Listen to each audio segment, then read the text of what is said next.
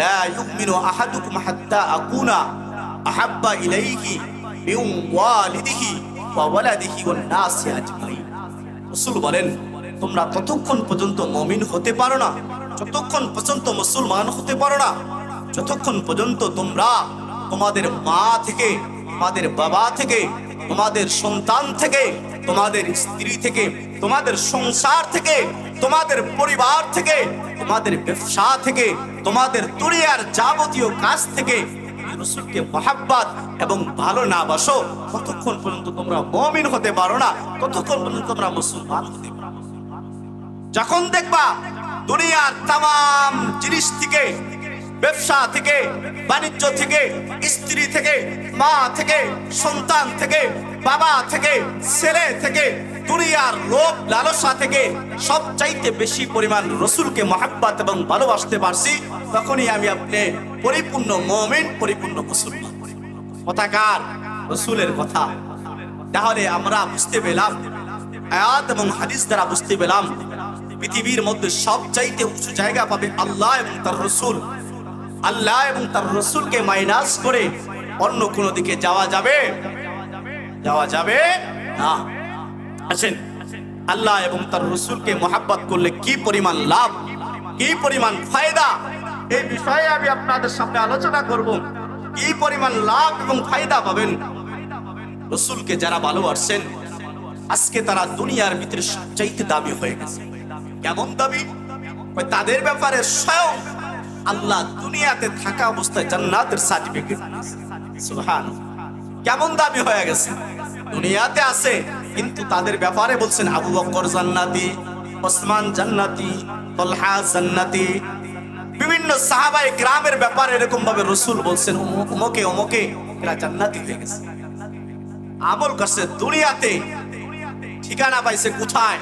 আরশ থেকে ঘোষণা হয়েছে 10 জন সাহাবীর ব্যাপারে যারা দুনিয়াতে জান্নাতের সার্টিফিকেট পেয়ে গেছে। সুবহানাল্লাহ। ওই আল্লাহ এখনো আছে না না গায়েব হয়ে গেছে? ওই আল্লাহ এখনো আছে। দুঃখ এবং পরিতাপের বিষয় হলো আমি আর আপনি সেই রবকে চিনি না, আমি আর আপনি সেই রবের ভালোবাসা চিনি না। রাসূলকে যে ভালোবাসা, আল্লাহকে যে ভালোবাসা, মহব্বত করা, সেটা ভুলে গেছে। নবীর সাহাবায়ে কিরাম কি পরিমাণ আল্লাহ রাসূলকে মহব্বত করছেন, এই পরিমাণ আল্লাহ রাসূলকে ভালোবাসছেন।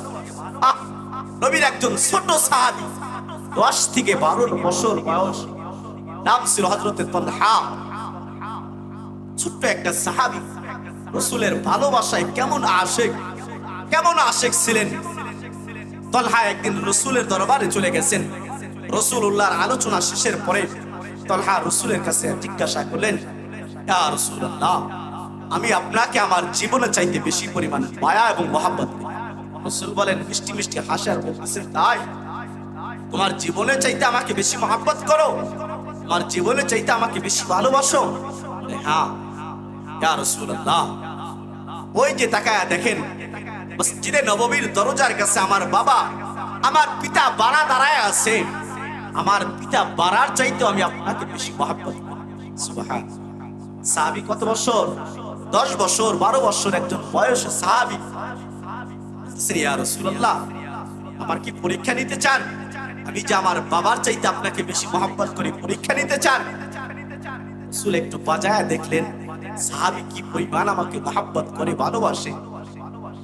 রাসূলুল্লাহ সাল্লাল্লাহু আলাইহি ওয়াসাল্লাম সাহাবীকে বললেন, ও তালহা, কাছে আসো।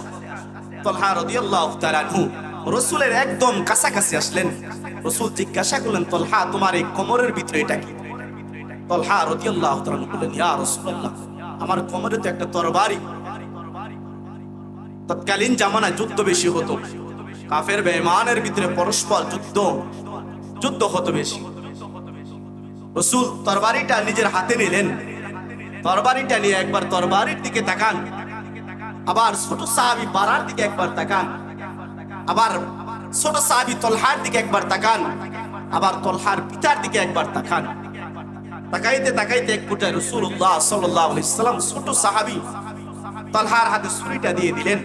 তালহা, যাও, ওই যে তোমার পিতা বাড়া দাঁড়ায় আছে, তোমার পিতার দেহ থেকে কল্লাটা কেটে আগে রাসূলের কাছে নিয়ে আসো। কথাটা বলতে রসুল দেরি হয়। ছোট সাহাবী রসুলকে কি পরিমাণ মায়া এবং ভালোবাসে, রসুলের কথা রক্ষা করতে গিয়ে একটা সেকেন্ডও দেরি করে নাই। তলহা রাদিয়াল্লাহু তাআলা দৌড়ায় গেছে ছুরি নিয়ে, বাবার কল্যাণ এসে রসুলের কাছে নিয়ে আসবেন। যখন তরবারিটা রসুলের কাছাকাছি, ওই তার পিতার কাছাকাছি নিয়ে গেছেন, রসুল পিছন থেকে তলহাকে ডাক দিলেন, তলহা ফিরে আসো, তুমি পরীক্ষায় পাশ করে ফেলেছো। সুবহানাল্লাহ, পরীক্ষায় কি করে ফেলেছে? পাশ করে ফেলেছে। তলহা তোমার আর থাকতে হবে না, ফিরে আসো। তলহা রাদিয়াল্লাহু তাআলা রাসূল বুকের ভিতরে জড়ায়া বললেন, ও আমার সাহাবায়ে কেরাম। মসজিদে নববীতে শত শত সাহাবায়ে কেরাম ছিলেন।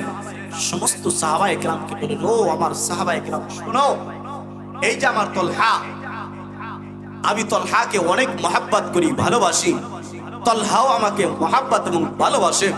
ও সাহাবায়ে কেরাম শুনে রাখো, আজকে আমি রসুল একটা ঘোষণা করি। ঘোষণাটা হলো, আমার তলহা যেদিন মারা যাবে, আমি রসুলকে খবর দিবা। আমি রসুল গিয়ে তলহার গোসলের ব্যবস্থা করব নিজ হাতে, তলহার কাফন দাফনের ব্যবস্থা করব নিজ হাতে, তলহার কবর খনন করব আমি রসুল নিজ হাতে। সুবহানাল্লাহ। পরস্পর সাহাবায়ে কেরাম আলোচনা করলেন, হায় তলহার মনে হয় বেশি দিন হায়াত নাই। তলহাও আল্লাহর কাছে দোয়া করতে লাগলেন, আল্লাহ, রসুল যেহেতু নিজ হাতে এগুলো করতে চাইছে, আল্লাহ তোমার যদি ফয়সালা হয়ে যায় তাহলে আমাকে নিয়ে যাও। বাড়িতে যাওয়ার পরে তলহা রাদিয়াল্লাহু তাআলা আনহু অসুস্থ হয়ে গেলেন, জ্বর চলে আসলো। তলহা রাদিয়াল্লাহু তাআলা বুঝতে পারলেন, হয়তো আমার বেশি দিন হায়াত নাই, কোন সময় যেন আল্লাহর ডাকে সাড়া দিতে পারি। পিতাকে ডাকলেন, ও আমার আব্বাজান, কাছে আসেন। পিতা কাছে আসলেন, পিতার হাত দুটো ধরে বললেন, বাবা, আপনাকে আমি একটা, এই আমার মরে যাওয়ার পূর্বে একটা আমার ওসিয়ত এবং ওসিয়ত হলো, বাবা, আমি যখন মারা যাব, আমি যদি রাত্রের বেলায় মারা যাই, আমার রসুলকে খবর দিবেন না, আর যদি দিনের বেলায় মারা যাই, আমার রসুলকে খবর দিন। সাহাবী কি পরিমাণ মহব্বত এখানেই আসবে। তলহা রাদিয়াল্লাহু তাআলা আল্লাহর কি করুন, রাত্রের বেলায় মারা গেছেন। তার পিতা তার কথা অনুযায়ী তার সন্তানকে কবরস্থ করলেন। ফজর বেলায় সাহাবায়ে কেরাম রসুলকে বললেন, ইয়া রাসূলুল্লাহ, আপনার আদরের সাহাবী, আপনার প্রিয় সাহাবী তলহা ইন্তিকাল করেছে। রসুল বললেন, সাহাবায়ে কেরাম, তাহলে আর দেরি করো কেন?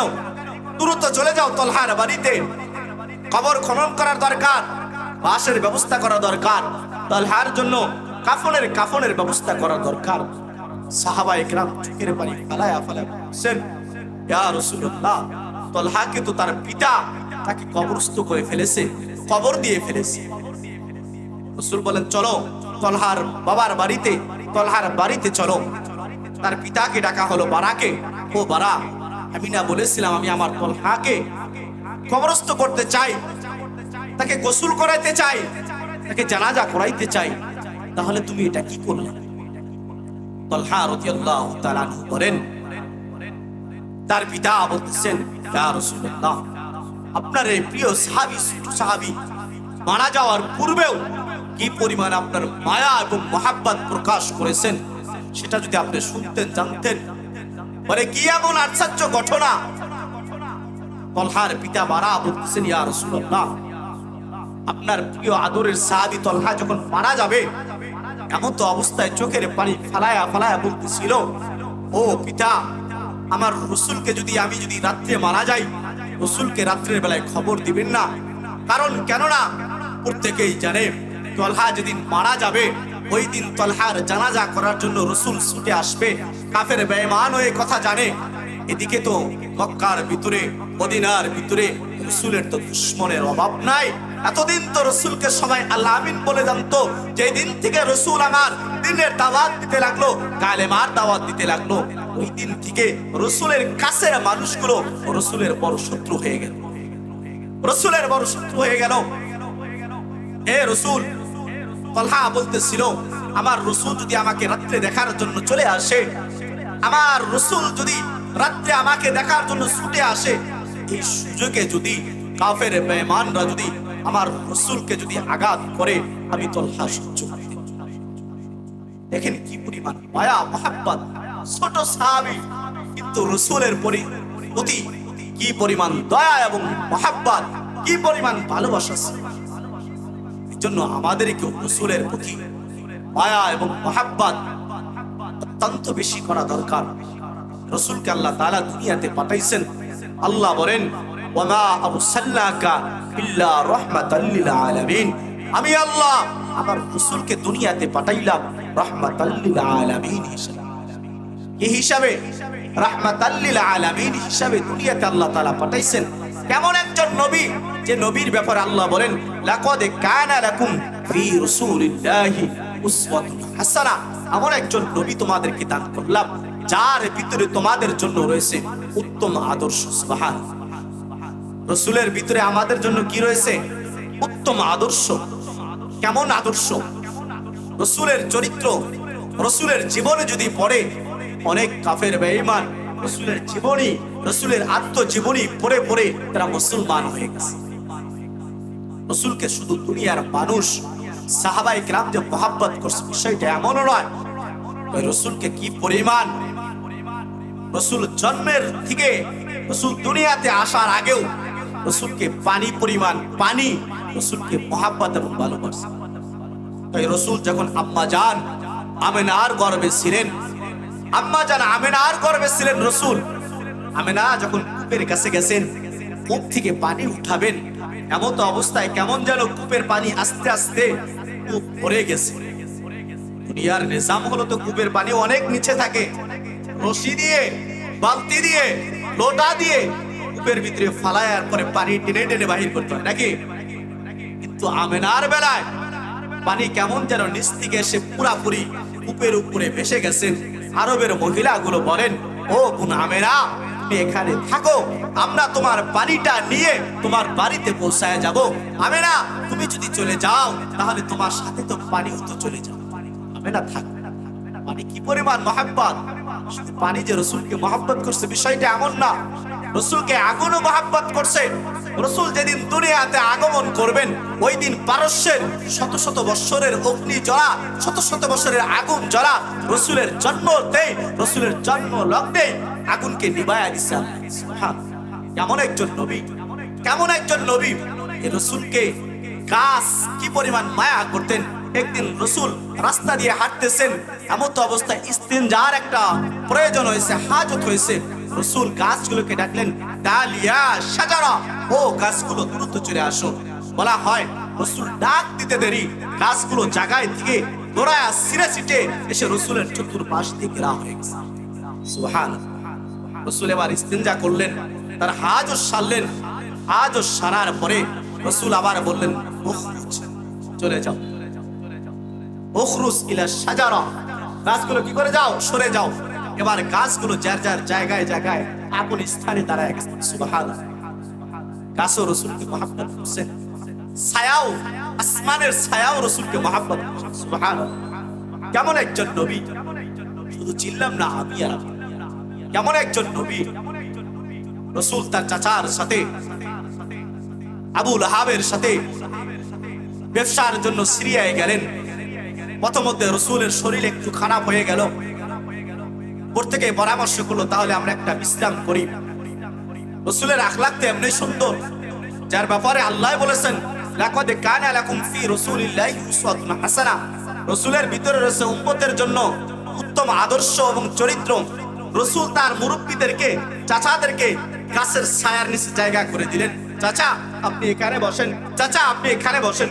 সমস্ত ছায়ার ভিতরে সমস্ত বাণিজ্য কাফেলা গুলোর লোকদেরকে ছায়ার ভিতরে বসায় দিলেন। রসুল এবার ছায়ার ভিতরে জায়গা পায় না, রসুল একটু দূরে গিয়ে বসলেন। বুঝলেন কথাটা, খেয়াল করেন। রসুল একটু কি করলেন, দূরে গিয়ে বসলেন। সমস্ত বাণিজ্যর কাফেলা সমস্ত লোক তাকায় দেখতেছে রসুল দূরে বসছে রৌদ্রের ভিতরে, কেমন যেন ছায়াটাও গিয়ে গিয়ে রসুলের মাথার উপর ছায়া দিচ্ছে। সুবহানাল্লাহ। কেমন নবী! সবাই চিনলেন, চিনলাম না আমি আর আপনি। রসুল যে খেজুর গাছের সাথে এরকম ভাবে হেলান দিয়ে খুতবা দিতেন, মসজিদের ভিতরে এবার মেহরাব হয়ে গেছে, চেয়ার হয়ে গেছে, খুতবার ব্যবস্থা হয়ে গেছে। রসুল খুতবা দিবেন বসে বসে, দাঁড়ায়া খুতবা দিবেন। ওদিক থেকে বাহির থেকে উটের মতো হ্যানহ্যানানি কান্নার আওয়াজ আসে। আর এক বর্ণনায় লেখে ছোট বাচ্চার মতো কান্নার আওয়াজ আসে। রাসূল খুতবা থামায়া দিলেন যে কিসের আওয়াজ, কিসের কান্না? যায় দেখে মরা খেজুর গাছ রাসূলের প্রেমে কান্না করতেছে। সুবহানাল্লাহ, মরা খেজুর গাছ রাসূলের প্রেমে কান্না করতেছে।